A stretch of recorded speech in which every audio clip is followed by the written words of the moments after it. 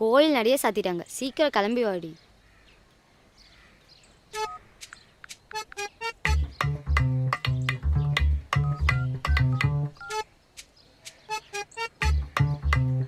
Hello, சொல்லு பிரியா. ஏண்டி போன வாரம் நீ ப்ரொஃபைல் பிக் மாத்தின 2 மினிட்ஸ்ல நான் உனக்கு லைக் போட்டேன். ஆனா இப்போ நான் ப்ரொஃபைல் பிக் மாத்தி 1 hour ஆச்சு, உன்னால ஒரு லைக் கூட போட முடியல.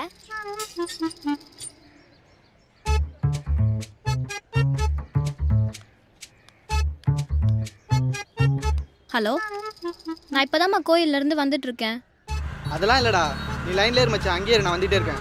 ஒன்றும் பிரச்சனை இல்லைடா, நீ அங்கேயே இரு.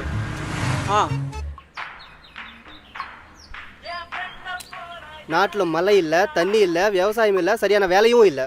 ஆனால் அதெல்லாம் விட உங்களுக்கு மனசாட்சி எல்லாம் போச்சுடா. ஏன் இப்போதான் என்னடா சாப்பிட்டு வந்தோம், அதுக்குள்ள அந்த ஹோட்டலில் சாப்பிட்டா எங்க டாய்லெட் போன ஸ்டேட்டஸ் போட்டிருக்கியே. ஏன்டா உனக்கு ஃபேஸ்புக் யூஸ் பண்ணுறதுக்கு அவ்வளோ கோவம்? ஏன்னா நீங்கள்லாம் பச்சை இந்த மாதிரி செகண்ட் ஒரு மாதிரி உங்களை மாற்றிட்டே இருக்கீங்க.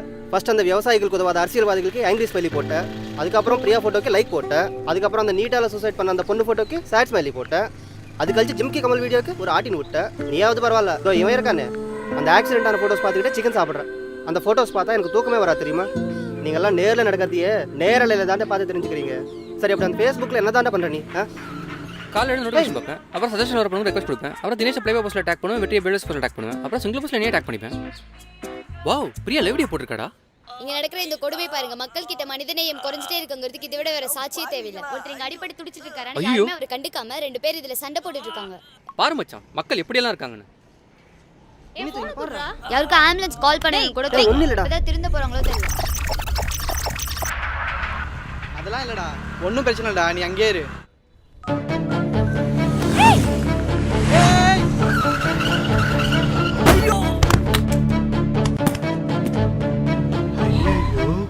தப்பிச்சண்டா சாமி.